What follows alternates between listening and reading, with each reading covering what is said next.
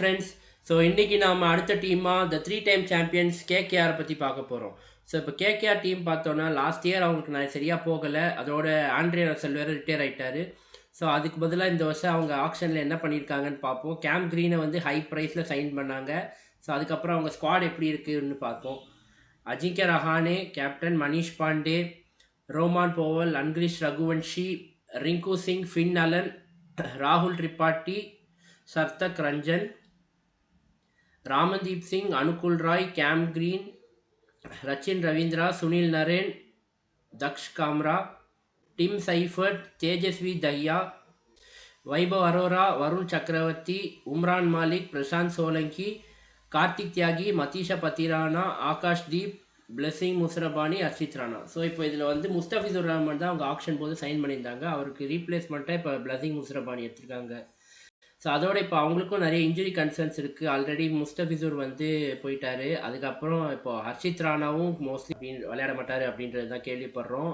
அதோட அவங்க அவருக்கு ரீப்ளேஸ்மெண்ட் எடுக்கிறதுக்கும் தயாராக இல்லை. அப்புறம் வந்து மதீஷா பத்திரானாவுமே வேர்ல்டு கப் போது இன்ஜுரி ஆனார். ஸோ அவருமே வந்து இஸ் அண்டர் ரீஹேப். ஸோ அவருமே விளையாட வாய்ப்பு இல்லை. இருந்தாலும் அவர் வந்து லேட்டர் ஸ்டேஜஸில் வந்து ஜாயின் பண்ண வாய்ப்பு இருக்குது அப்படின்னு சொல்லி அவருக்குமே கேகேஆர் ரீப்ளேஸ்மெண்ட் எடுக்கலை. ஸோ இப்போ அவங்க டீம் காம்பினேஷன் பார்த்தோன்னா முதல்ல அவங்க ஆக்ஷனில் எடுத்தது வந்து ஒரு ஃபாரின் கீப்பர் ஸ்டாப்பில் விளையாடிட்டு நரேன், கேமரான் க்ரீன் விளையாட்டு ஒரு ஃபாரின் ஃபாஸ்ட் பால் ஆடுற மாதிரி தான் அவங்க டீம் செட் பண்ணி வச்சுருந்தாங்க.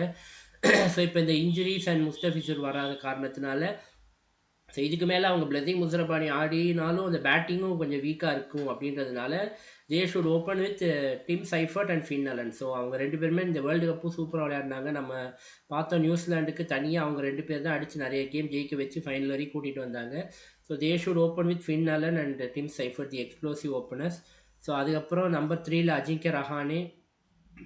ஸோ போன வருஷம் நல்லா விளையாடாத கேப்டன், சூப்பராக விளையாடிக்கிட்டு இருக்காரு. ஸோ அதுக்கப்புறம் அப்புறம் 4ல் கேமரான் க்ரீன், 5ல் அங்கிரிஷ் ரகுவன்ஷி, 6 ரிங்கு சிங், 7ல் ராமன்தீப் சிங், 8 சுனில் நரேன், 9 வருண் சக்கரவர்த்தி, இப்போ 10 வந்து வைபவ் அரோரா. ஸோ இது வரைக்குமே அவங்க டீம் ஸ்ட்ராங்காக தான். இப்போ 11th அண்ட் 12th அந்த இம்பேக்ட் சப்பில் வந்து 2 ஃபாஸ்ட் பவுலர்ஸ் தான் இருக்கிற போல். லாஸ்ட் இயர் ஹர்ஷித் ராணா விளையாடினார். ஸோ இப்போ அவர் இல்லாதனால ஸோ அவங்க நிறைய பேக்கப்ஸ் வச்சுருக்காங்க. ஆகாஷ் தீப், கார்த்திக் தியாகி அண்ட் உம்ரான் மாலிக். ஸோ இவங்க 3 பேரில் யாராவது 2 பேர் விளையாட வாய்ப்பு இருக்குது. ஸோ ஆகாஷ் தீப் அண்ட் உம்ரான் மாலிக் என்னை பொறுத்தவரையும் ஸ்டார்ட் பண்ணணும்.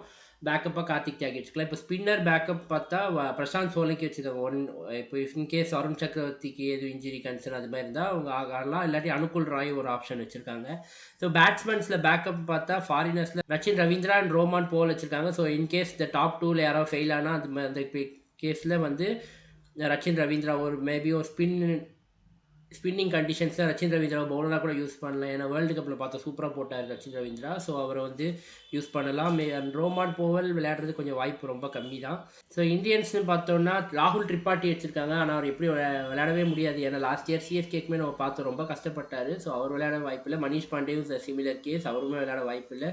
ஸோ இதுதான் அவங்களோட பாசிபிள் பெஸ்ட் 11ஆக இருக்கும். Tim Seifert opening with Finn Allen, 3ல் Rahane, 4 Cameron Green, 5 Raghuvanshi, 6 Rinku Singh, 7 Ramandeep Singh, 8 Sunil Narine, 9 Varun Chakravarthy, Umran Malik, Akash Deep and Vaibhav Arora. So this should be the best playing 11 and along with impact sub.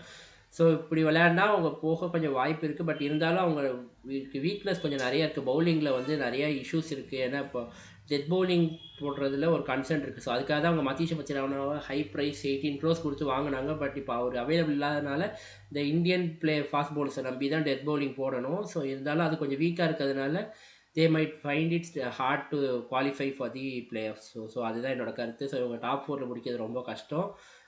So அடுத்த டீமை பற்றி அடுத்த வீடியோவில் சந்திக்கலாம். கேகேஆரோட குவாலிஃபிகேஷன் பற்றி நீங்கள் என்ன நினைக்கிறீங்கன்றத கமெண்ட்ஸில் போடுங்க.